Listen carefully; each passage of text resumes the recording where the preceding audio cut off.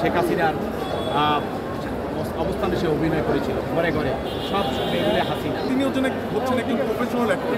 তার কাজ হচ্ছে একটা চরিত্রকে রূপালী পর্দায় ফুটিয়ে তোলা। সকাল 8:30টার পর মাইক্রোবাসে করে নুসরাত ফারিয়াকে ঢাকার আদালতে নিয়ে আসে ঢাকা মহানগর গোয়েন্দা পুলিশ। পরে তাকে রাখা হয় ঢাকার চিফ মেট্রোপলিটন ম্যাজিস্ট্রেট আদালতের হাজতখানায়। সকাল 10টার পর নুসরাত ফারিয়াকে আদালতে ওঠানোর জন্য হাজতখানা থেকে বের করে আনা হয়। তখন নুসরাত ফারিয়ার মাথায় ছিল পুলিশের হেলমেট, বুকে বুলেট প্রুফ জ্যাকেট।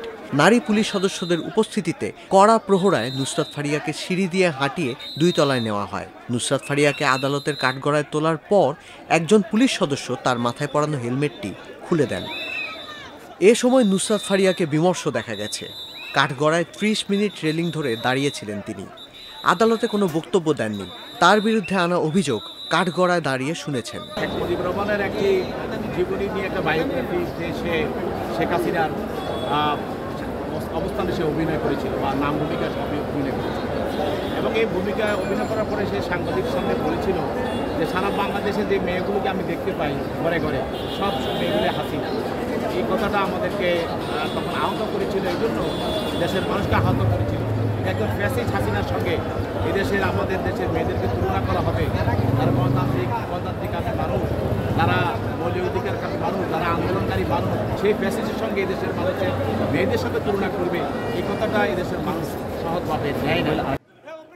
মামলার কাগজপত্রের তথ্য বলছে, বৈষম্য বিরোধী ছাত্র আন্দোলনের গত 19 জুলাই রাজধানী ভাটারা এলাকায় গুলিবিদ্ধ হন এনামুল হক। সেই মামলায় নুসরাত ফারিয়াকেও আসামি করেন এনামুল। নুসরাত ফারিয়ার পাসপোর্ট আদালতে জমা দিয়েছেন তার আইনজীবীরা। তারা জানিয়েছেন যে হত্যা চেষ্টা মামলায় নুসরাত ফারিয়াকে গ্রেপ্তার করা হয়েছে, সে ঘটনার সময় তিনি দেশেই ছিলেন না। আন্দোলনতে বেসিক্যালি উনি দেশেই ছিলেন না। আপনি দেখবেন আমরা আদালতে আজকে তার ফিরিস্তি আকারে তার পাসপোর্টের কপিগুলো জমা দিয়েছি।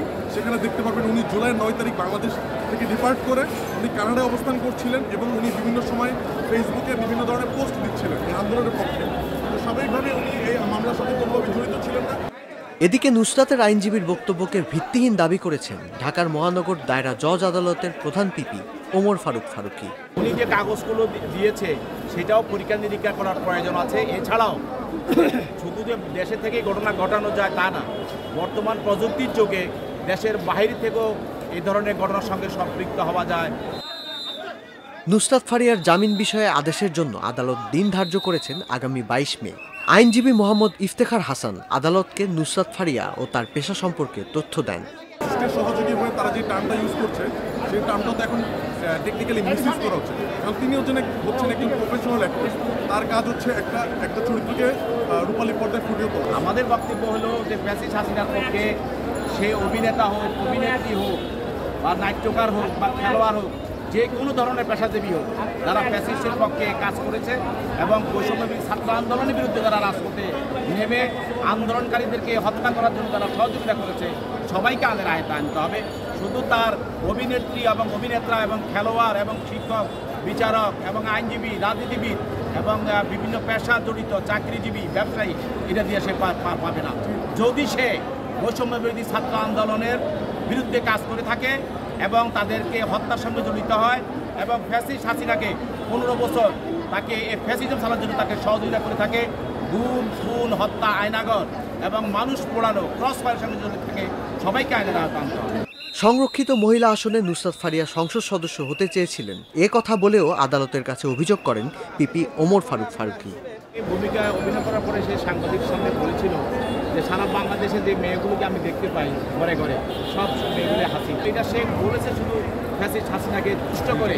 সে পরবর্তীতে যে নির্বাচন ছিল, যে অবৈধ নির্বাচন, যে সংরক্ষিত আসনে বৈধ হওয়ার জন্য সে হাসিনাকে তুষ্ট করার জন্য কাজ করে।